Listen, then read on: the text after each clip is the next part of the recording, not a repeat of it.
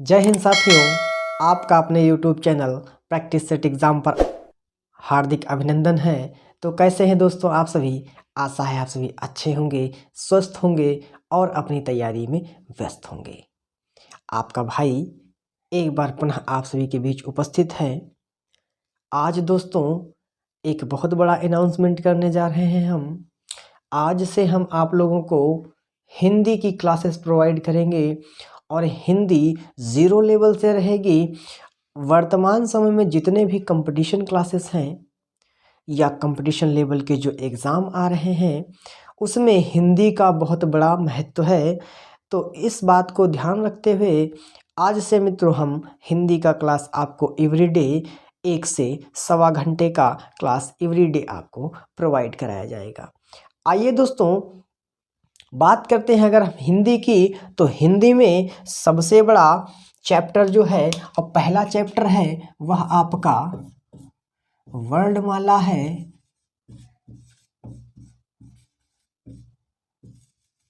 वर्णमाला है। वर्णमाला क्या होता है?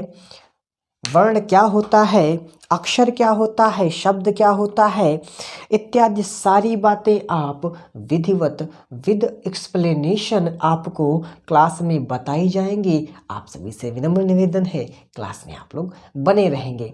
प्रेम पूर्वक जहाँ पर भी आपको पूछना है कमेंट के माध्यम से आप पूछ सकते हैं। आपके डाउट को निसंदेह क्लियर किया जाएगा।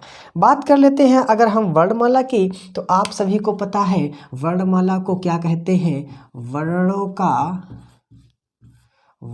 का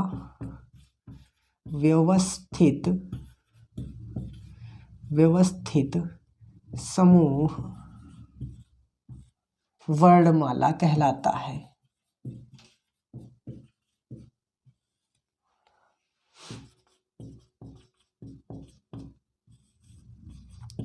देखिए, यह हमारे सभी भाई बहन जानते होंगे कि वर्णों का व्यवस्थित समूह वर्णमाला कहलाता है। बिल्कुल यहाँ तक कोई संदेह नहीं होना चाहिए। बात कर लेते हैं अगर हम वर्णों का, अगर वर्णों का व्यवस्थित समूह वर्णमाला कहलाता है तो फिर भैया हमको ये बताइए कि फिर वर्ण क्या है। देखिए, फिर यह शब्द क्या है, वर्ण क्या है, वर्ण क्या है यह कौन बताएगा? तो अगर आपको वर्ण पूछना है या वर्ण जानना है, उससे पहले आपको यह 3 चीज़ें जाननी जरूरी हैं। सबसे पहली आपको अक्षर जानना होगा, उसके बाद आपको वर्ण जानना होगा और उसके बाद आपको ध्वनि जाननी होगी। अगर आपको वर्ण जानना है तो इन चीज़ों को, तीनों चीज़ों को जानना पड़ेगा। समझिए बात को, हमारी बहुत ही सरल परिभाषाएं हैं कि हमने बताया वर्णमाला वर्णों का व्यवस्थित समूह कहलाता है। अब समझिए भैया अक्षर क्या कहलाता है। अक्षर क्या कहलाता है, हमारी बात को समझिए, बहुत ही सरल वे में है। जिसका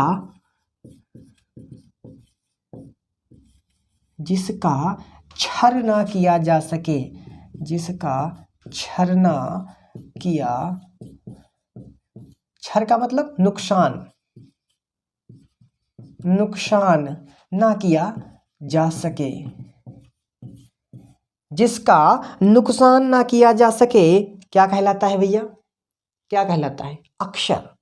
आ धन क्षर, आ धन क्षर, अक्षर। ठीक है, जिसका क्षर ना किया जा सके अक्षर कहलाता है। कोई डाउट? किसी भी भाई बहन को कोई डाउट? अक्षर की परिभाषा में जिसका कोई क्षरना या नुकसान ना किया जा सके अक्षर कहलाता है।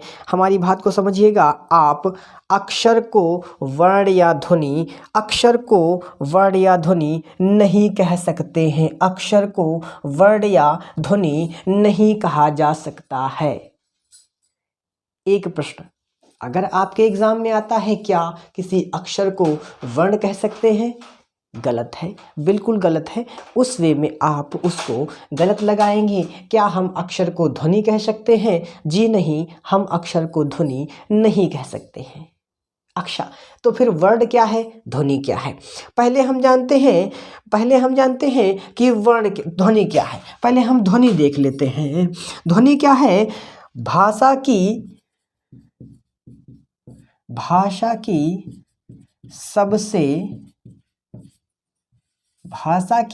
सबसे छोटी मौखिक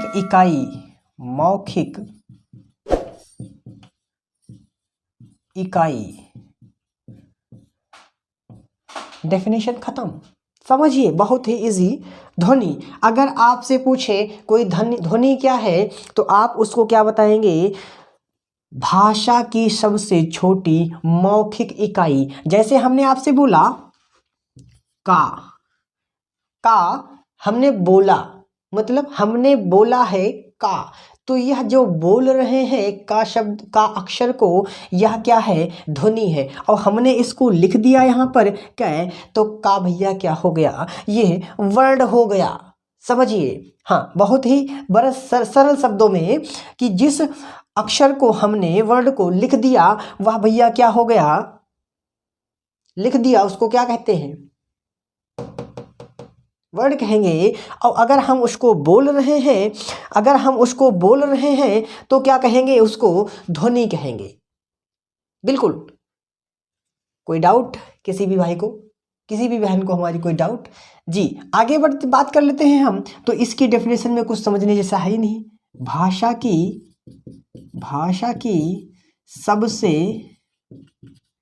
भाषा की सबसे छोटी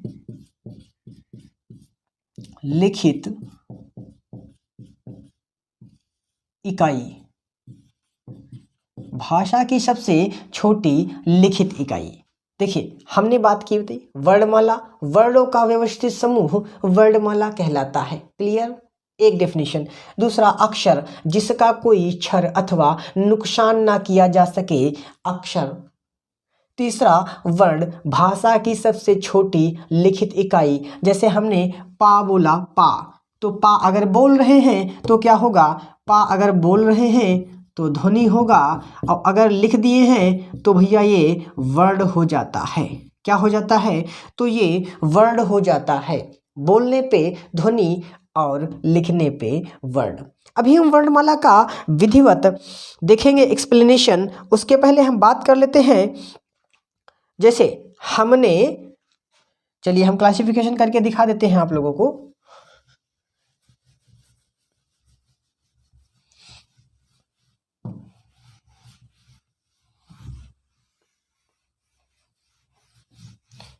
बात कर लेते हैं हम वर्ण किसे कहते हैं। वर्ण,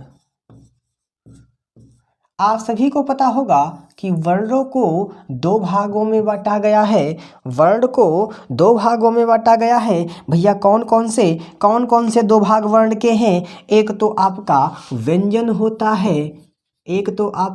व्यंजन होता है, और दूसरा आपका स्वर होता है। यहाँ तक हमारे सभी भाई बहन को आता होगा कि वर्णों को दो भागों में बांटा गया है। एक आपका व्यंजन होता है और एक आपका भैया स्वर होता है। क्लियर? एक आपका व्यंजन होता है और एक आपका स्वर होता है। बताएं, यहाँ तक किसी भी भाई को कोई दिक्कत? आइए देख लेते हैं। सबसे पहले हम बात करते हैं स्वर की। सबसे पहले हम बात कर लेते हैं स्वर किसे कहते हैं। स्वर, अच्छा, स्वर किसे कहते हैं? चलिए आप लोग बताइए, स्वर किसे कहते हैं? अच्छा, अब हमारी बात को समझिए। संस्कृत में इसको अच कहा जाता है। संस्कृत में इसको अच कहा जाता है। किसको अच कहा जाता है? संस्कृत में किसको अच कहा जाता है? अगर आपके पेपर में कहीं पर भी आता है कि भैया स्वर को संस्कृत भाषा में क्या कहा जाता है, तो आप लोग क्या बताएंगे?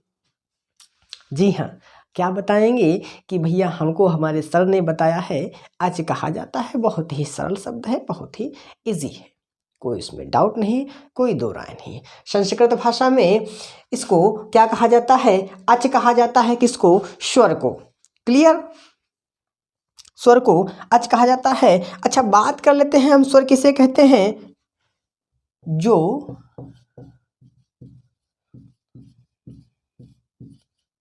स्वतंत्र रूप से बोले जाते हैं,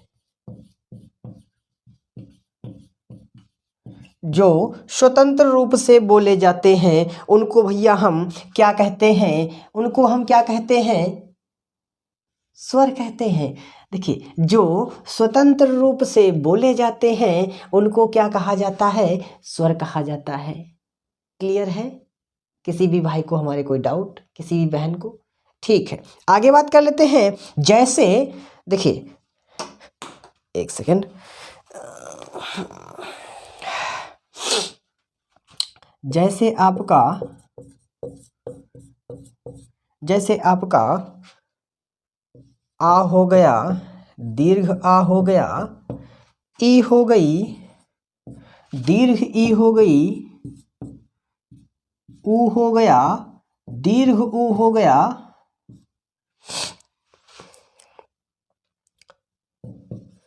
ऋ हो गया, ए हो गया, दीर्घ ए हो गया। तो टोटल भैया आपके 11 स्वर हो जाते हैं। टोटल आपके 11, आ, दीर्घ आ, ई, दीर्घ ई, ऊ, दीर्घ ऊ, ऋ, ए, दीर्घ ए, ओ, दीर्घ ओ। देखिए, ओ, दीर्घ ओ गलत लिख दिया था, हम माफी चाहते हैं दोस्तों। तो टोटल आपके स्वर कितने हो जाते हैं? 11 हो जाते हैं। टोटल आपके 11 स्वर हो जाते हैं। बात कर लेते हैं, अगर हम उच्चारण के आधार पर, उच्चारण के आधार पर, उच्चारण के आधार पर स्वरों की संख्या। चलिए दोस्तों, आप लोग बताइए कि अगर आपसे उच्चारण के आधार पर स्वरों की संख्या पूछी जाए तो आप लोग कितने बताएंगे? बताइए दोस्तों, अगर आपसे उच्चारण के आधार पर स्वरों की संख्या पूछी जाए तो आप क्या बताएंगे? जी हाँ दोस्तों, हम आपसे कहते हैं कि उच्चारण के आधार पर स्वरों की संख्या 10 है। तो 10 अगर है तो 10 किस प्रकार से है वह भी तो आपको पता होना चाहिए। देखिए, हमने आपसे वादा किया है कि जो भी टॉपिक आपको व्याकरण पढ़ाई जा रही है और व्याकरण का अध्याय है आपका पहला, फर्स्ट चैप्टर है आपका वर्णमाला, और वर्णमाला से मेरे हिसाब से अगर आपने एक भी क्लास छोड़ दी तो आपको समझ में नहीं आएगा। हम आपको प्लेलिस्ट बना देंगे, आप प्लेलिस्ट फॉलो कर लीजिएगा, एक एक वीडियो उसका विधिवत देखिएगा। आपको मुझे नहीं लगता है इसके बाद कोई भी क्लास करने की मित्र ज़रूरत है। 10 है अगर हमने कहा है तो 10 किस प्रकार से है वह भी समझ लीजिए। देखिए, जो ऋ होता है, देखिए जो यह शब्द होता है भैया, ये शब्द जो होता है इसका उच्चारण जो होता है वह आपका री होता है, और जो रा है वह रा आपका जो रा है भैया, रा प्लस ई, ये जो री है जो रा शब्द से बना है, अर्थात हमको ये बताइए ये तो वर्ण हो गया। और हमने बताया है कि किसी भी वर्ण को ध्वनि या किसी अक्षर को वर्ण या ध्वनि नहीं कह सकते हैं। समझिए हमारी बात को, ये एक व्यंजन है और व्यंजन को हम स्वर भैया कैसे कह सकते हैं, एक बार पुनः समझा देते हैं। जिस भी भाई को समझ नहीं आया हो हम पुनः समझा देते हैं। उच्चारण के आधार पर अगर आपको स्वरों की संख्या पूछी जाए तो आप 10 बताएंगे। 10 क्यों है? ये जो ऋ है आपका, ये शब्द जो है आपका वह री से बना है, और रा एक व्यंजन है। तो भैया आप देखिए, ये व्यंजन है और ये आपका स्वर हो गया। अगर आप व्यंजन को स्वर में इंसर्ट कर देंगे तो भैया ये तो गलत हो जाएगा। जी हाँ, बिल्कुल गलत हो जाएगा। ठीक है, तो उच्चारण के आधार पर 10, वैसे आपके टोटल कितने हैं? देखिए, प्रश्न जब आप पढ़ेंगे तो उसमें विधिवत लिखा होगा, कोई उसमें कन्फ्यूज़न जैसी बात नहीं है। बस आप उसको ध्यान से पढ़िएगा मित्र कि क्वेश्चन में कह क्या रहा है। क्वेश्चन में ये लिखा होगा कि स्वरों की कुल संख्या कितनी होती है? तो आप बताएंगे 11। अगर आपसे पूछ ले उच्चारण के आधार पर स्वरों की संख्या कितनी होती है, तो आप 10 बताएंगे। क्लियर? किसी भी मित्र को कोई डाउट? चलिए आगे चलते हैं। यही अगर हम आपसे पूछ ले दोस्तों कि लिखित आधार पर स्वरों की संख्या, चलिए हम आपसे एक प्रश्न कर रहे हैं, लिखित आधार पर स्वरों की संख्या कितनी है? चलिए बताइए दोस्तों, लिखित आधार पर स्वरों की संख्या कितनी है? बताइए दोस्तों, लिखित आधार पर स्वरों की संख्या कितनी है? हमने आपको प्रश्न दिया है, लिखित आधार पर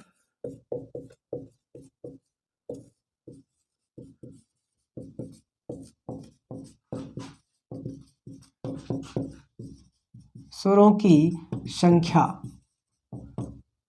चलिए बताइए दोस्तों, लिखित आधार पर अगर आपसे स्वरों की संख्या पूछी जाए तो आप क्या बताएंगे? तो भैया आपको 13 बताना है। कितने बताना है? 13 बताना है। क्यों बताना है 13?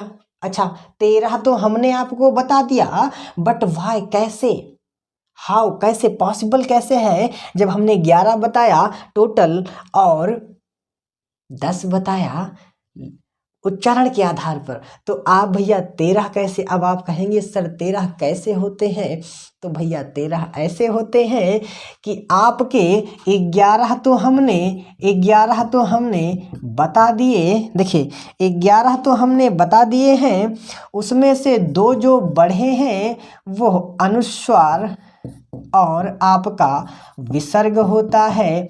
इन दोनों को बढ़ाने पे ही आपके 13 हो जाते हैं। इन दोनों से आप भली भांति परिचित होंगे। इसको अनुस्वार कहते हैं और इसको विसर्ग कहते हैं। माफी चाहते हैं दोस्तों। इसको अनुस्वार कहते हैं और इसको विसर्ग कहते हैं। एक चीज़ आप ध्यान दीजिएगा भैया, एक चीज़ आपको ध्यान देना है, इनको अयोगवाह ध्वनि कहते हैं। इनको अयोगवाह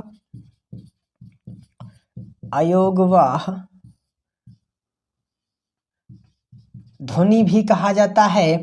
आप लोग आगे जानेंगे, अयोगवाह ध्वनि भी बोला जाता है। तो क्यों बोला जाता है दोस्तों इनको अयोगवाह ध्वनि क्यों बोला जाता है?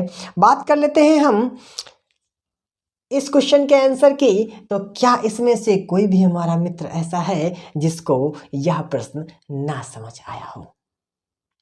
देखिए हमने जो अभी पढ़ाया है उसी का तुरंत प्रश्न बनाया है।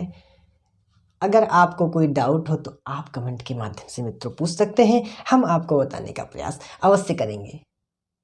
आगे बढ़ते हैं मित्र, जान लेते हैं हम कि ये जो अभी हमने लगाया है ये अनुस्वार और ये विसर्ग, ये कहाँ कहाँ लगता है हम आपको बता दें कि जो ये आपने अभी अभी लगाया है, देखिए डीपली समझ लीजिए आप लोग, अन्यथा क्लास में गड़बड़ करेंगे। देखिए इस प्रकार से जो शब्द लगते हैं, एक यहाँ पे लगता है, एक यहाँ पे लगता है और एक ऊपर लगता है और एक यहाँ पे लगता है। ये इनको क्या कहा जाता है? देखिए पेपर में इस प्रकार से आपके प्रश्न आता है। अब आप लोग कंफ्यूज हो जाते हैं, हमको तो भैया ये क्लास में बताया ही नहीं गया है, किंतु हमने मित्र आपसे वादा किया है कि आपको व्याकरण रटा देना है, हमको अर्थात रटा देना है। आप एक एक चीज ध्यान से देख लीजिए, आपको दोबारा हिंदी व्याकरण का क्लास नहीं देखना पड़ेगा। बिल्कुल मित्र, बिल्कुल बने रहेंगे।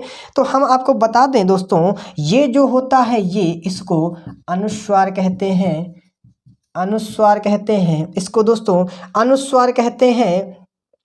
देखिए आपने यह नहीं पूछा हमसे सर ये आपने लाइन जो बना दिए हैं, एक ये लाइन, इन लाइन को क्या कहते हैं? आप में से मित्रों ने नहीं पूछा है, बहुत से हमारे मित्रों को आता भी होगा कि इन लाइन को क्या कहा जाता है। तो हम आपको बता दें दोस्तों, ये जो है आपकी ये वाली, इसको आप शिरोरेखा कहते हैं। क्या कहते हैं? शिरोरेखा कहते हैं। जी हाँ दोस्तों, ये जो ऊपर लाइन सीधी है जिसको लैंडस्केप कहते हैं, इस पोजीशन को, इसको क्या कहते हैं, शिरोरेखा कहा जाता है। और जो ये पोर्ट्रेट पोजीशन में होती है, जो ये पोर्ट्रेट पोजीशन में होती है, इसको भैया खड़ी पाई बोला जाता है, खड़ी पाई बोला जाता है। क्लियर सभी मित्रों को? इस जो पोर्ट्रेट पोजीशन है, इस लाइन को हम बोलते हैं खड़ी पाई, और इस जो लैंडस्केप पोजीशन है, इसको हम बोलते हैं भैया शिरोरेखा। शिरोरेखा क्या बोलते हैं? शिरोरेखा। इस प्रकार से भी प्रश्न बहुत आए हैं और बहुत से भाइयों ने हमारे गलत किए हैं, तो हम आपको विधिवत बता के चलेंगे कि आप कोई भी चीज़ न छोड़ें ताकि आपका कोई भी नुकसान ना हो। ठीक है मित्रों? इसको कहते हैं खड़ी पाई और इसको कहते हैं हम शिरोरेखा। क्या कहते हैं? शिरोरेखा कहते हैं। अच्छा, शिरोरेखा कहते हैं तो इसको हमने बताया अनुस्वार हो गया। ये जो बिंदियां अभी भी लगाई हैं हमने, इसको हमने बताया अनुस्वार। अच्छा, अब ये बताइए कि इसको क्या कहते हैं? इस वाली को क्या कहते हैं? फटाफट से बताएंगे दोस्तों, इस वाली को क्या कहा जाता है? इस वाली को नुक्ता कहा जाता है। क्या कहा जाता है? इस वाली को भैया नुक्ता कहा जाता है। जी हाँ, बिल्कुल, इस वाली को नुक्ता कहा जाता है। क्लियर दोस्तों? ठीक है, तो इस वाली को क्या कहते हैं? फटाफट से बताइए, इस वाली को क्या कहते हैं? हाँ दोस्तों, इस वाली को क्या कहते हैं बताइए?